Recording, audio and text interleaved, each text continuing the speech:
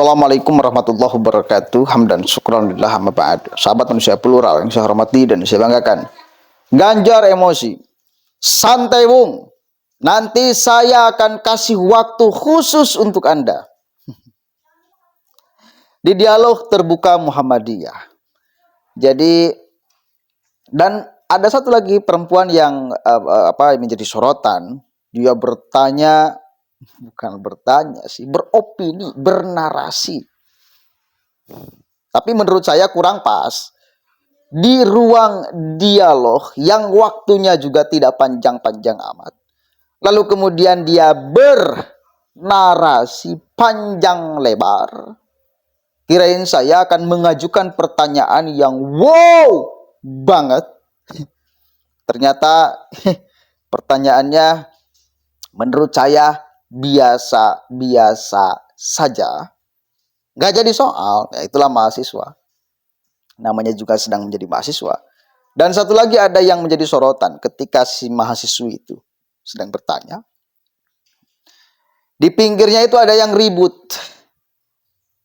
Pakai jas alma mater mahasiswa Muhammadiyah.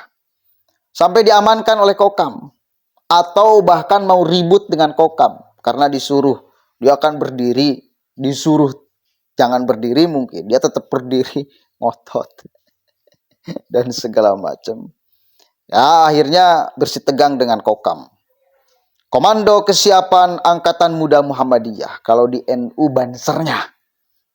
Dan Ganjar menjawab pertanyaan yang begitu panjang itu dengan simpel sekali. Coba kita cek sama-sama nih ya keriuhannya, saudara.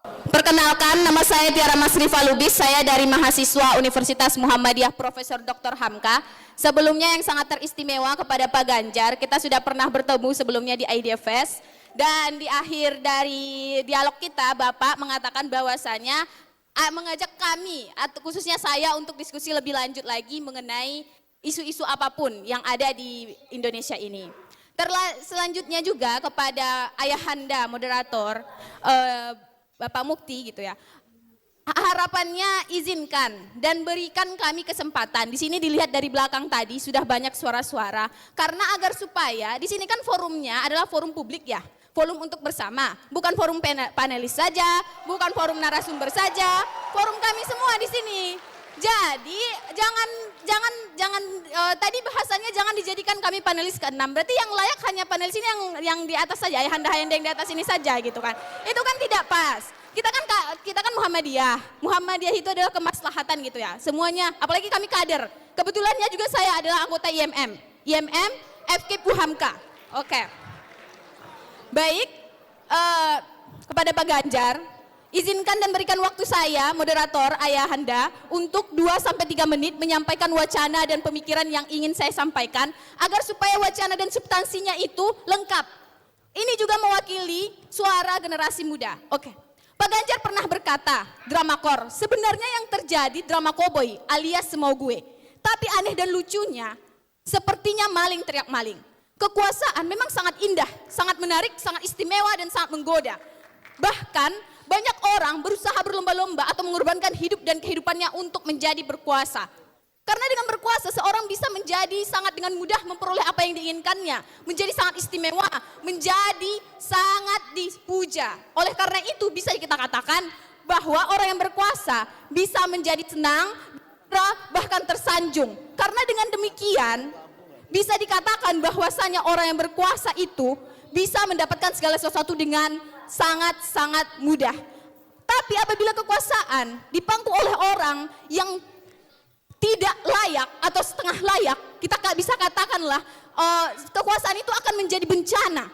Menjadi bencana sehingga menyebabkan masyarakat itu mengalami kesedihan, kesusahan, kemiskinan, kemelaratan, menjadikan kita sebagai masyarakat itu masuk penjara, menjadikan kita masyarakat ini lebih hancur daripada sebelumnya. Dan kalau semisalnya kekuasaan itu dipegang oleh orang yang layak atau yang tepat atau the right man on the right place, kekuasaan bisa menjadi masyarakat itu akan menjadi masyarakat yang poinnya apa? Yang menjadi masyarakat yang bisa kita katakan adalah masyarakat yang penuh dengan kemaslahatan. Sebentar Bapak Ayahanda Mukti. Dan untuk selanjutnya yang ingin saya sampaikan adalah Selanjutnya, keputusan MK mengenai Gibran menjadi calon wakil presiden menimbulkan energi, dan itu sangat menguras energi percakapan yang oleh pakar-pakar, politisi, dan juga akademisi bahkan masyarakat. Sehingga menimbulkan konflik di antara dua kubu. Konflik yang pertama adalah di kubu yang pertama mengatakan bahwasanya kami yang benar, kubu selanjutnya mengatakan kami yang benar, dan kami yang benar, sehingga diajukan dan dilanjutkan dengan pengaduan.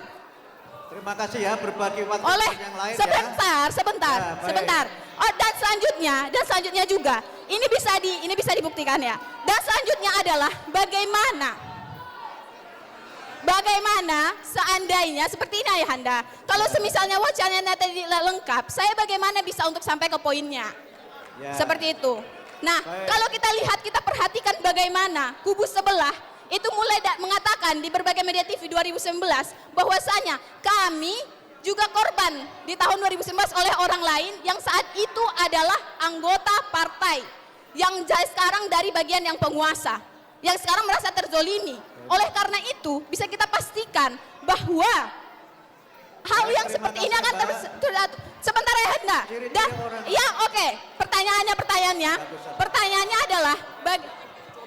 Pertanyaannya adalah jika Pak Ganjar, apakah Pak Ganjar dengan suasana yang penuh kecemasan ini, dengan demokrasi yang amburadul ini, bisa kalau misalnya terpilih menjadi presiden atau Pak Mahfud menjadi wakil presiden, dengan suasana yang penuh kecemasan ini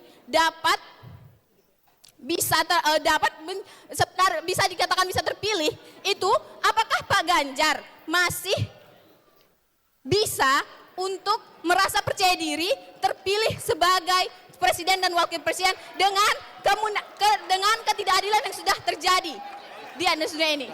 Oke, terima kasih. Assalamualaikum warahmatullahi wabarakatuh. Terima kasih. Ini kayaknya cocok jadi tim kampanye Pak Ganjar sama Pak Mahfud ini.